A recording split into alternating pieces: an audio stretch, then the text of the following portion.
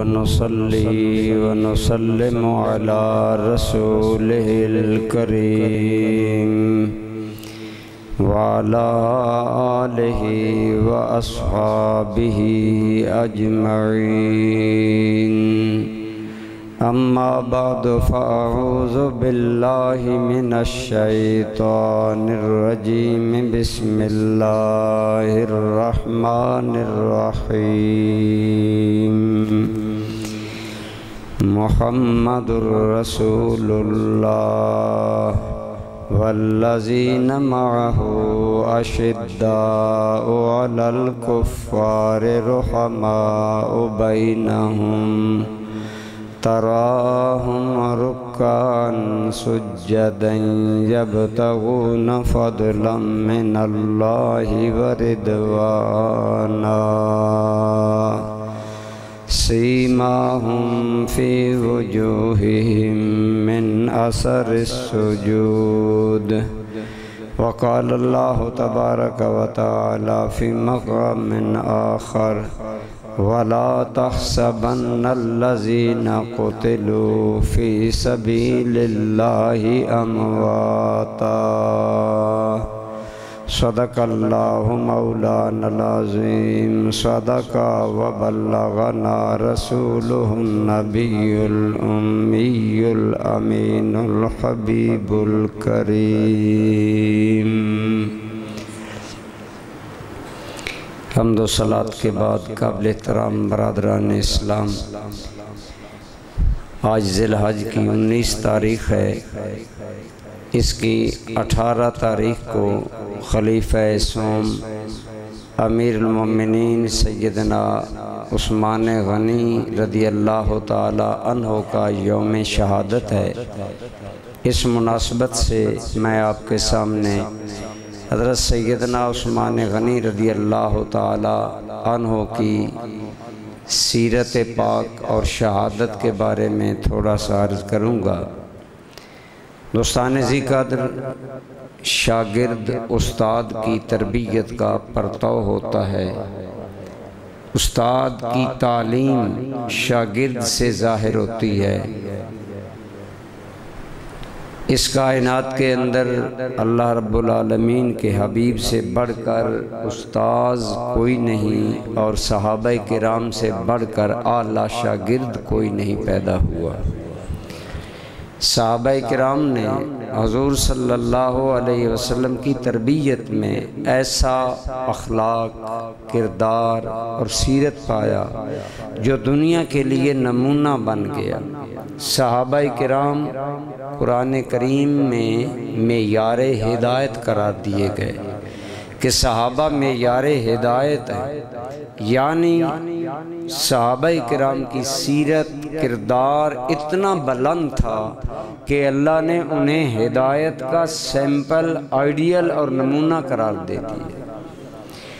حضرت عثمان غنی بدرجہ اولا ان تمام اوصاف کے حامل تھے جن کا ذکر صحابہ کرام کے لیے قرآن نے کیا۔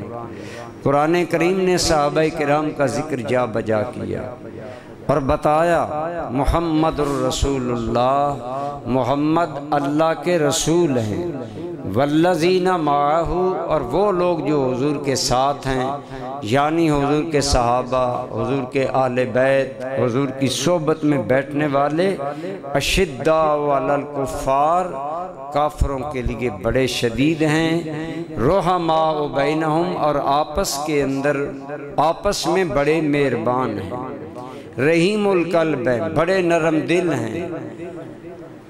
اسی طرح فرمایا رحماء بینہم تراہم رکعا سجدا، اے دیکھنے والے تو اکثر حضور کے ساتھیوں کو دیکھے گا کہ وہ رکوع کرنے والے ہیں، سجود کرنے والے ہیں۔ اللہ نے ان کی نماز کا نقشہ کھینچا، فرمایا یبتغون فضلا من اللہ ورضوانا، اور صحابہ کرام کا عموماً عمل کا سبب شہرت، دکھلاوا، ناموری نہیں ہوتا۔ میرے محبوب کے صحابہ وہ تربیت یافتہ ہیں جن کے پیش نظر یبتغون فضلا من اللہ ورضوانا، وہ اللہ سے بہت بڑا اجر چاہتے ہیں اور اللہ کی رضا چاہتے ہیں۔ بہت بڑا فضل عمل کے نتیجے میں ملتا ہے۔ آج ہمارے ہاں یہ ہے کہ ہم صرف سمجھتے ہیں بس بیعت ہو گیا، مرید ہو گیا، عقیدت ہو گئی، بس جی ہمارے دل میں رسول اللہ کی محبت ہے، عمل کی طرف ہم لوگ نہیں جاتے۔ صحابہ کرام نے دونوں چیزوں میں کمال حاصل کیا، اللہ رسول کی محبت بھی حد درجہ تھی اور عمل بھی حد درجہ تھا۔ یبتغون فضلا من اللہ ورضوانا سیماہم فی وجوہہم من اثر السجود، اور سجدے کرنے کی وجہ سے ان کی پیشانیوں میں تمہیں سجدوں کے نتیجے میں ایک خاص نور نظر آئے گا۔ ہمیشہ نمازی، متقی اور نیک آدمی کے چہرے میں ایک سکون ہوتا ہے، ایک اطمینان ہوتا ہے۔ صحابہ کرام ان اعلیٰ اوصاف کے مالک تھے۔ حضرت عثمان غنی رضی اللہ تعالی عنہ اوصاف کے اعتبار سے یہاں سے ہمیں پتہ کر لینا چاہیے، میری بچی ہو، آپ کی بچی ہو، جب آپ بچی کے لیے رشتہ طلب کریں گے آپ صاحب اخلاق و کردار تلاش کریں گے، لیکن حضرت عثمان غنی کو یہ شرف حاصل ہے کہ رسول اللہ صلی اللہ علیہ وسلم نے اپنی 2 صاحبزادیاں یکے بعد دیگرے حضرت عثمان کے نکاح میں، پہلے حضرت سیدہ رقیہ آپ کے نکاح میں دی، جب وہ انتقال کر گئیں تو حضرت سیدہ ام کلثوم کا نکاح حضرت عثمان سے کیا، اور فرمایا یہ نکاح میں نے خود نہیں کیا، اللہ نے جبریل کے ذریعے حکم دے کر مجھے فرمایا ہے۔ پھر جب حضرت سیدہ ام کلثوم بھی فوت ہو گئیں، حضرت عثمان غنی بڑے پریشان ہوئے کہ میرا رسول اللہ سے رشتہ دامادی ختم ہو گیا ہے، تو حضور صلی اللہ علیہ وسلم نے حضرت عثمان غنی کی ڈھارس بنائی، فرمایا لو ان لی 40 ابنتن، اے عثمان اگر میری 40 بیٹیاں بھی ہوتی تو میں ایک ایک کر کے تیرے نکاح میں دیتا چلا جاتا۔ یہاں سے اندازہ لگا لیں کہ حضرت عثمان غنی کا کردار اور سیرت رسول اللہ کی نظر میں کتنا محبوب اور پسندیدہ تھا کہ حضور نے 2 بیٹیاں عملاً دی، اسی لیے آپ کو ذوالنورین 2 نوروں والا کہا جاتا۔ اور لطف کی بات یہ ہے کہ آپ کو ذوالنورین آج تو صرف اہل سنت کہتے ہیں نا، بعض لوگ حضرت عثمان غنی کو ذوالنورین نہیں مانتے بلکہ انکار کرتے ہیں کہ حضور کی صاحبزادیاں حضرت عثمان کے نکاح میں نہیں تھیں، نعوذ باللہ وہ پچھلگ تھی، حضرت خدیجہ کی اور شوہر سے تھی۔ لیکن نہج البلاغہ میں حضرت علی مرتضیٰ کا ارشاد موجود ہے، آپ نے فرمایا اے عثمان تمہیں رسول اللہ سے وہ قرب حاصل ہے ما نالہ الشیخان، جو شیخین بھی ابو بکر و عمر بھی وہ شرف نہ پا سکے، اور وہ شرف کیا ہے؟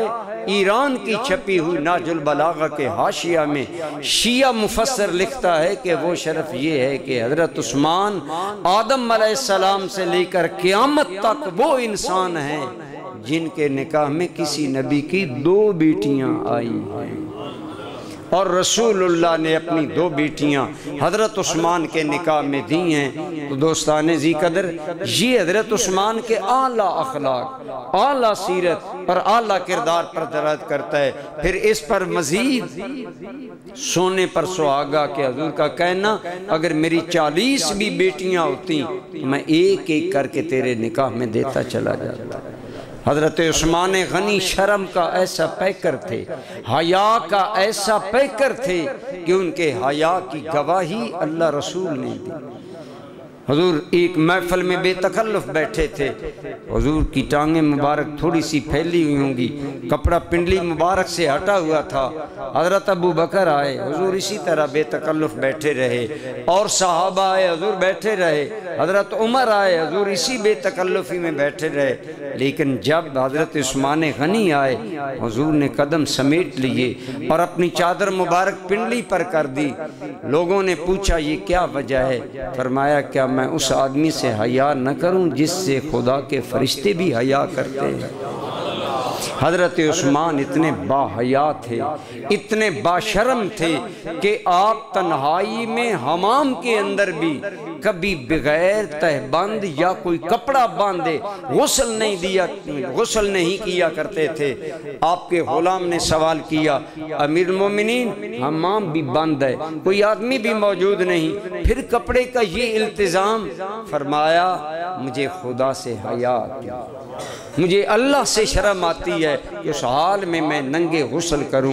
شرم و حیا کا یہ پیکر جس کا خدا کے فرشتے بھی حیا کرتے ہیں۔ ایک دن حضور کی بارگاہ میں فرشتہ حاضر تھا، حضرت عثمان غنی گزرے، وہ فرشتہ حضور سے عرض کرنے لگا، یا رسول اللہ یہ آدمی جو گزر رہا ہے اسے اللہ شہادت دے گا اور اس دن یہ آدمی حق پر ہوگا، اور یہ ایسا آدمی ہے کہ نستحیی منہ، ہم ملائکہ بھی اس سے حیا کرتے ہیں۔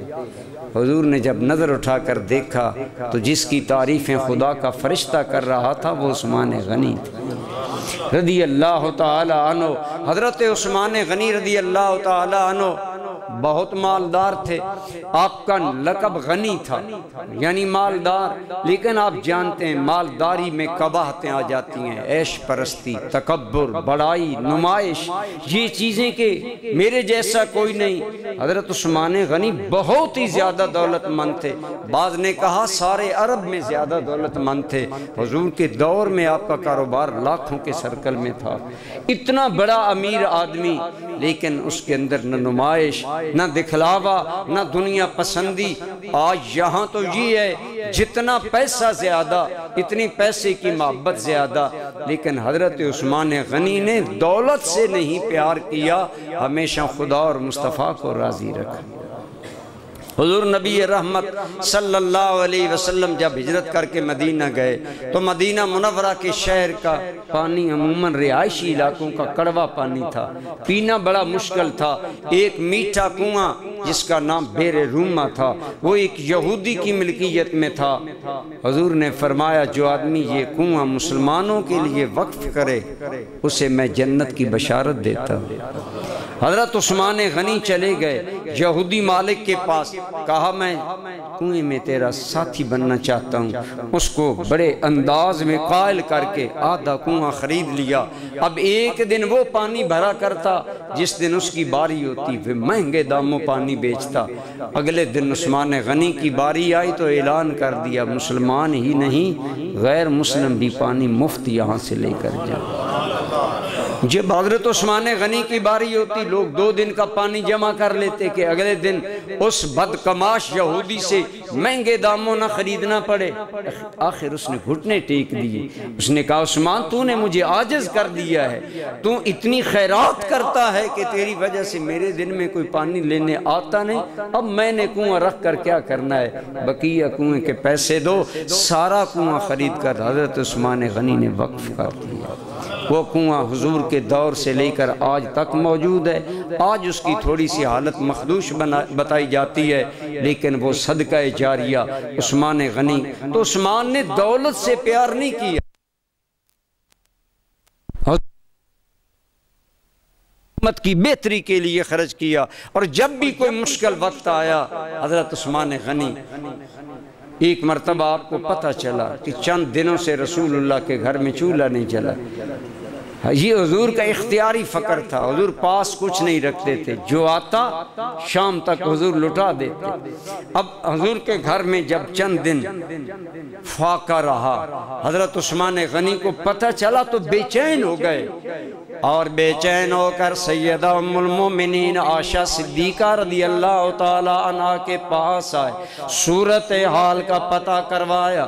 جب پتہ چلا کہ میرے محبوب کے گھر میں کئی دنوں سے چولہا نہیں جلا، عثمان اشک بہار ہو گئے، آنکھوں سے آنسو جاری ہو گئے، اور جلدی میں گئے اور کسی غلام کو بھی نہیں لیا، حالانکہ آپ اتنے مالدار تھے اور اتنے بڑے غلاموں کے مالک تھے کہ آپ ہر جمعہ کو ایک غلام اللہ کے نام پر آزاد کیا کرتے تھے، اور آخری دن شہادت کے دن آپ نے 20 غلام اللہ کے نام پر آزاد فرمائے۔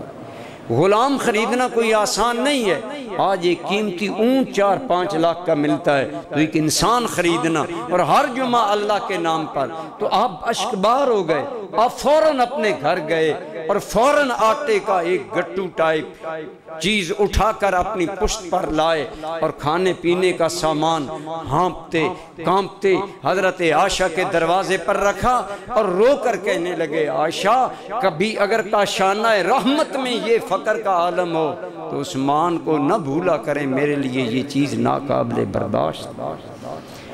اسی طرح صرف حضور کی ذات کے لیے ہی نہیں بلکہ عام مسلمانوں کے مفاد کے لیے بھی اپنی دولت کے منہ کھول دیا کرتے تھے۔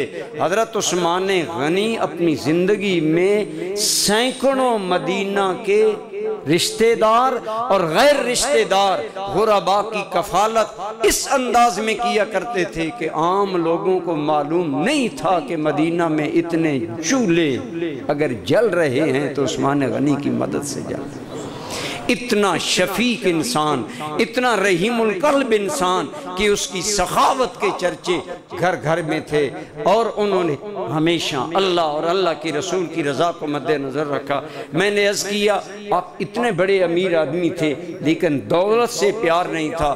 حضور نبی رحمت صلی اللہ علیہ وسلم نے غزوہ تبوک کے لیے اعلان کر دیا کہ رومی بادشاہ نے مدینے پر حملہ کرنے کا عزم ظاہر کیا ہے، چلو نکلیں ہم اس کے بارڈر پر جا کر اس کو بتائیں کہ اسلام دنیا میں ختم نہیں ہونے آیا، اسلام ابھرنے کے لیے آیا ہے۔ مدینہ منورہ سے تبوک کا مقام 1000 کلومیٹر سے زیادہ ہے۔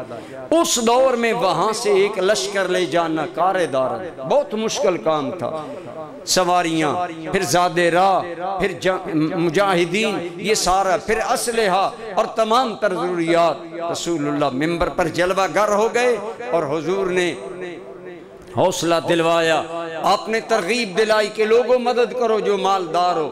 ان دنوں شدید گرمی تھی اور صحابہ کرام میں غربت کا یہ عالم تھا کہ اگر کسی کو کھجوریں میسر ہوتی تو دودھ میسر نہ ہوتا، دودھ میسر ہوتا تو پیٹ بھر کر کھجوریں نہ ملتی۔ اس فقر و فاقہ کے دور میں رسول اللہ نے جتنی مرتبہ اعلان کیا، ہر مرتبہ عثمان غنی کھڑے ہو کر کہتے یا رسول اللہ لشکر کے لیے 100 اونٹ بھی عثمان دے گا، 100 اونٹوں کا سامان بھی عثمان دے گا۔ اور حضور کی بارگاہ میں دولت کا انبار لگا دیا۔ حضور اتنے خوش ہوئے۔ اب رسول اللہ کا خوش ہونا اور حضور خوشی میں منبر پر جھوم رہے تھے اور عرض کر رہے تھے اللہم لا تنس ھذا اليوم لعثمان، اے میرے کریم اسلام پر احسان کا عثمان کا آج کا دن بھلائے جانے کے قابل نہیں ہے۔ یہ اتنا بڑا احسان ہے، اسے یاد رکھا جائے گا۔ آپ نے کئی مرتبہ رسول اللہ کی زبان سے جنت کی خوشخبری پائی۔ حضور نے فرمایا جو مسجد نبوی کے ساتھ والا پلاٹ دے کر مسجد نبوی کی وسعت کروائے گا اسے میں جنت کی بشارت دیتا ہوں۔ مسجد نبوی شہر کے سنگم میں ہے، انتہائی قیمتی جگہ، وہ گھر والا تھوڑی قیمت پر دینے کے لیے تیار نہیں تھا، لیکن آپ گئے اور اس سے مہنگے داموں مکان خرید لیا اور حضور کی بارگاہ میں آ کر عرض کیا یا رسول اللہ مکان کا انتظام ہو گیا ہے، آپ مسجد کی توسیع کا ارشاد فرمائیں۔ تو آج کل جہاں امام کھڑا ہوتا ہے یا جہاں جنازہ رکھا جاتا ہے یہ حصہ حضرت عثمان غنی نے خرید کر وقف کیا اور قیامت تک مسجد نبوی کا حصہ بن گیا۔ حضرت عثمان غنی رضی اللہ تعالی عنہ کے اخلاق، میں کہہ رہا تھا کہ دولت کے باوجود انسان کے اندر دولت فخر لاتی ہے، تکبر لاتی ہے، لیکن نہیں، رات کا وقت تھا۔ حضرت عثمان کا عمومی معمول تھا اگر کوئی ضرورت ہوتی تو رات کو خود اٹھ کر اپنی ضرورت پوری کرتے۔ ایک مرتبہ آپ اٹھے، دبے پاؤں جا کر خود مٹکے سے پانی پایا، ڈالا اور پھر پی لیا تو غلام جاگ گیا۔ اس نے کہا امیر المومنین ہم اتنے غلام حاضر خدمت ہیں، ہمیں حکم ہو۔ فرمایا اس میں کیا حرج ہے کہ میں نے اپنی ضرورت اپنے ہاتھوں سے پوری کر لی۔ انتہائی آپ کی طبیعت میں سادگی، صداقت، حیا، شرم، سخاوت اور اعلیٰ صفات کے حامل تھے حضرت سیدنا عثمان غنی رضی اللہ تعالیٰ عنہ۔ یہ کئی مرتبہ میں آپ کو بتا چکا کہ حضور صلی اللہ علیہ وسلم کے خاندان کے ساتھ ان کے مراسم تھے۔ حضور کی 2 صاحبزادیاں حضرت سیدنا عثمان غنی کے نکاح میں تھی۔ حضرت سیدنا علی المرتضیٰ شیر خدا کی پوتی حضرت عثمان غنی کے بیٹے کے نکاح میں تھی. انتہائی قریبی مراسم تھے اور ان مراسم کی وجہ یہ تھی کہ عثمان کا دیدہ و دل اہل بیت نبوت کے لیے ہر وقت تیار رہتا.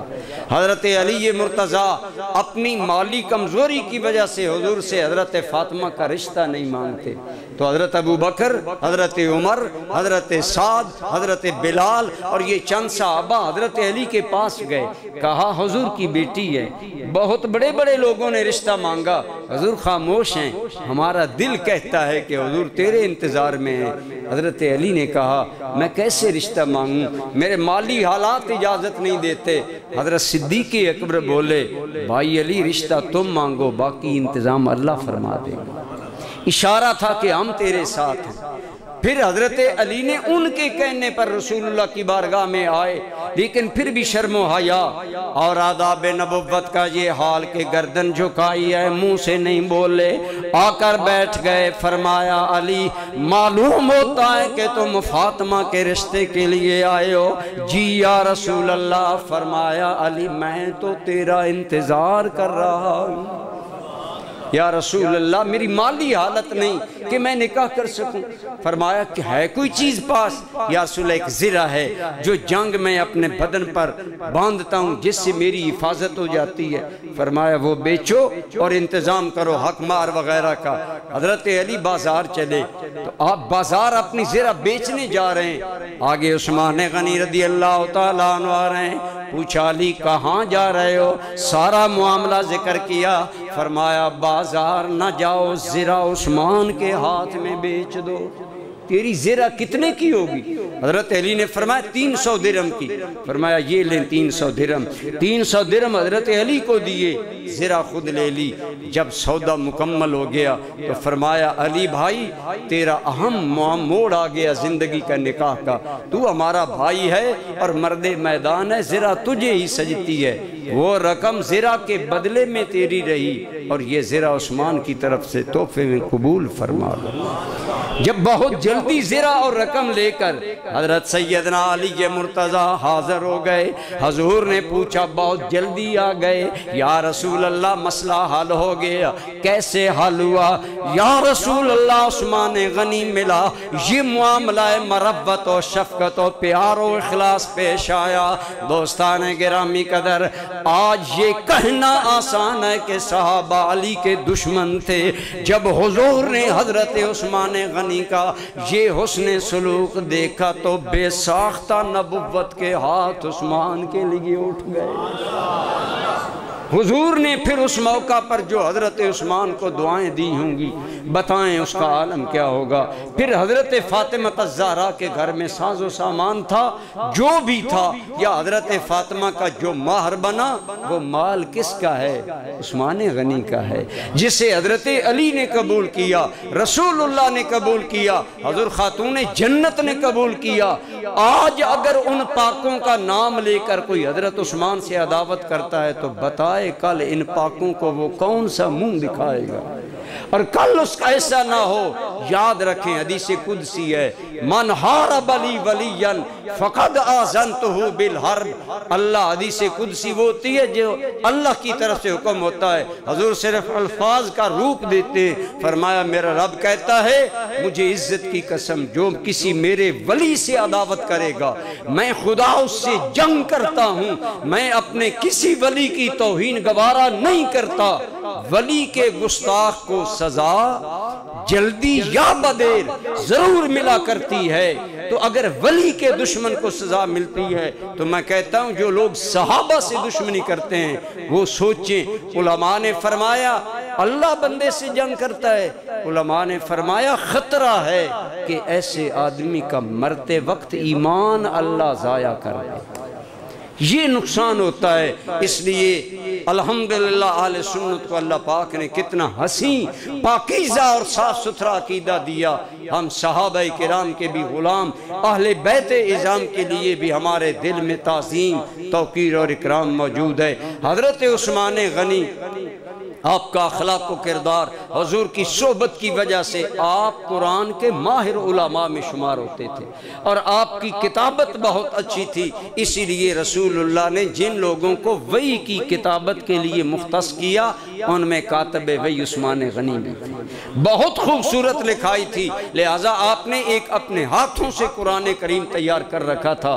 حضرت عثمان غنی اتنے قرآن کے ماہر حافظ تھے کہ علماء نے لکھا ہے کہ آپ 2 رکعت میں عموماً سارا قرآن ختم کر دیا کرتے تھے۔ اس کے باوجود، اتنی مہارت کے باوجود، میں نے کئی مرتبہ یہ بات کی، آج میرے معاشرے کے بہت سے مسلمانوں کو قرآن پڑھنا نہیں آتا، دیکھ کر پڑھنا نہیں آتا۔ حضرت عثمان غنی اتنے ماہر قرآن حافظ تھے کہ 2 رکعتوں میں قرآن ختم کر دیا کرتے تھے، اس کے باوجود آپ قرآن دیکھ کر پڑھا کرتے تھے، اور قرآن کی دیکھ کر تلاوت کر کر کے آپ کے گھر والوں نے بتایا کہ عثمان غنی نے زندگی میں 6 قرآن کے صحیفے بوسیدہ کر دیے پڑھ پڑھ کر۔ ہمارے قرآنوں پر تو غلاف چڑھا ہے، مسجدوں میں الماریاں بھری ہوئی ہیں، ہر کوئی الماریاں بھر رہا ہے کہ بھائی اور پڑھے، میں نہیں پڑھتا۔ میں کہتا ہوں تم خود کیوں نہیں پڑھتے؟ بولو، کیا آج قرآن پڑھا ہے؟ کیا آج قرآن دیکھا ہے؟ کیا قرآن کی یومیہ زیارت تک ہم کرتے ہیں؟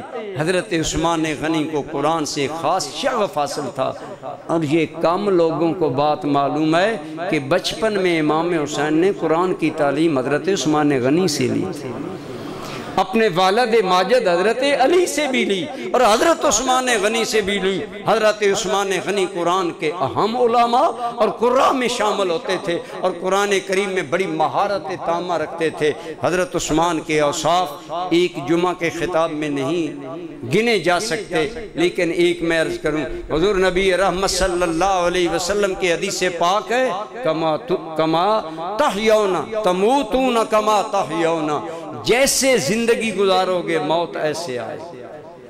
جن لوگوں کا زندگی میں جو فیورٹ آبی ہوتا ہے، مرتے وقت وہی حالت نصیب ہوتی ہے۔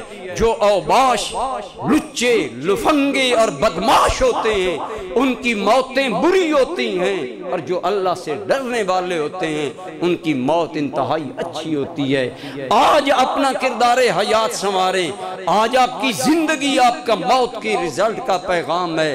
حضرت عثمان غنی نے زندگی حیا میں گزاری، عموماً زندگی میں آپ نفلی روزے بھی نہیں چھوڑتے تھے، اور پھر جب آخری ایام آ گئے حضرت عثمان غنی یومیہ روزہ رکھتے تھے، اور حضرت عثمان غنی کی شہادت بھی روزے کی حالت میں۔ اللہ پاک نے اپنے اس عبد منیب کو یہ سعادت بخشی۔ ہم دعائیں مانگتے ہیں کہ اللہ ہمیں مدینے کی موت دے۔ آپ کو بڑی آفر کی گئی، آپ شام آ جائیں، آپ مکہ مکرمہ میں چلے جائیں، مکہ جائے امن ہے۔ ایک صحابی نے کہا آپ مکہ چلے جائیں، کوئی آپ کو کچھ نہیں کہے گا۔ آپ نے فرمایا مکہ کی عظمتیں اپنی جگہ میں، لیکن میں رسول اللہ کا پڑوس نہیں چھوڑنا چاہتا، مدینہ نہیں چھوڑنا چاہتا۔ حضرت امیر معاویہ نے فرمایا آپ شام آ جائیں، کوئی میلی آنکھ نہیں آپ کو دیکھ سکے، اور عملاً حضرت امیر معاویہ بڑے مستحکم گورنر تھے شام کے، لیکن آپ نے فرمایا امیر معاویہ زندگی کے آخری ایام میں رسول اللہ کا پڑوس نہیں چھوڑ سکتا۔ حضرت علی نے فرمایا اگر اجازت دیں میں بنو ہاشم کے نوجوان لاؤں، ان بلوائیوں کو آپ کے دروازے سے دور کر دیں اور فتنے کو سلب کر دیں۔ آپ نے فرمایا علی مجھے تمہارے اخلاص پر بھی یقین ہے، مجھے بنو ہاشم کی شجاعت پر بھی یقین ہے، لیکن میں وہ پہلا حضور کی امت کا حاکم نہیں بننا چاہتا جو رسول اللہ کے شہر میں تلوار نکلوائے۔ میں اپنی جان دے دوں گا لیکن رسول اللہ کے شہر کا امن، حضور کے شہر کا احترام اور حضور کے شہر کا ادب نہیں چھوڑوں گا۔ جب ان مشکل حالات میں میدان کربلا میں شامیوں نے 3 دن کے لیے کربلا والوں پر پانی کی پابندی لگائی، مدینہ منورہ میں بلوائیوں نے حضرت عثمان پر 40 دن پانی کی پابندی رکھی۔ وہی بیر روما جو آپ نے خرید کر وقف کیا اس کے پانی تک وہ ظالم آپ کو نہیں جانے دیتے۔ آپ نے فرمایا بھی کہ جو کنواں میں نے خریدا، میں نے وقف کیا، اس کا پانی مجھ پر کے ظلم میں بند کر رہے ہو، لیکن وہ میٹھا پیالہ پانی کا آنا بھی میسر نہ رہا اس مظلومیت میں۔ اور حضرت عثمان غنی نے صبر، علم، چاہتے تو صحابہ سب کچھ کر دیتے، لیکن سختی سے کہا میری جان جاتی ہے تو جائے، رسول اللہ کے مدینہ کا احترام ہاتھ سے۔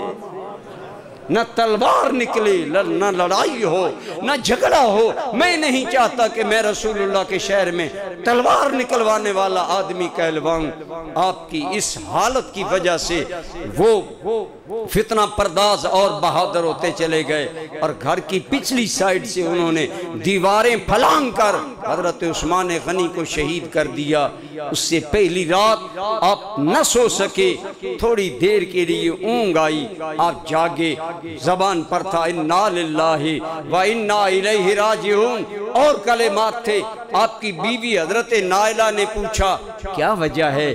فرمایا میں سویا ہوں تو مجھے حضور کا ما شیخین دیدار ہوا ہے، اور حضور نبی کریم نے فرمایا عثمان دنیا والوں نے تمہاری قدر نہیں کی، اگر تم نکلو تو تمہاری مدد کی جائے گی، اور اگر صبر کرو گے تو تمہیں صبر کا اجر دیا جائے گا، اور اے عثمان کل تم روزہ ہمارے ساتھ کھولو گے۔ یہ بشارت مل چکی تھی۔ اس بشارت کے ساتھ حضرت عثمان غنی نے جام شہادت نوش کیا کہ مدینہ کا شہر ہے، جمعہ کا دن ہے، ذی الحج کا مہینہ ہے، آپ روزے سے ہیں اور قرآن کی تلاوت کر رہے ہیں۔ میں عرض کر رہا تھا اعمال اچھی موت کا نتیجہ ہوتے ہیں۔ اس عثمان غنی کی اس اعلیٰ شان موت اور شہادت کو دیکھ لیں کہ جمعہ کا دن ہو، مدینہ کا شہر ہو، ذی الحج کا مہینہ ہو، منہ میں روزہ ہو اور آنکھوں کے سامنے کلام اللہ ہو، اور ظالموں نے جب پہلا وار آپ کی پیشانی پر کیا، آپ کے خون کا جو چھینٹا نکل کر قرآن کی آیت پر پڑا، وہ قرآن آج بھی دنیا میں محفوظ ہے، وہ ان آیات پر ہے فَسَيَكْفِيكَهُمُ اللَّهُ وَهُوَ السَّمِيعُ الْعَلِيمُ۔ اس کا معنی ہے کہ تیرے دشمنوں کو اللہ تیری طرف سے کافی ہو جائے گا۔ گویا یہ بشارت تھی کہ عثمان جہاں بھی اللہ رسول تیرے ساتھ ہیں وہاں بھی تیرے ساتھ ہوں گے۔ حضور نے فرمایا لِكُلِّ نَبِيٍّ رَفِيقٌ فِي الْجَنَّةِ وَرَفِيقِي فِي الْجَنَّةِ۔ عثمان جب ہر اللہ کا نبی جنت میں جانے لگے گا نا، اللہ پروٹوکول کے طور پر نبی کے ساتھ ایک خاص ساتھی جنت میں بھیجے گا، اور فرمایا میرا وہ خاص ساتھی عثمان غنی ہوگا، اس خاص مقام پر عثمان میرے ساتھ ہوگا۔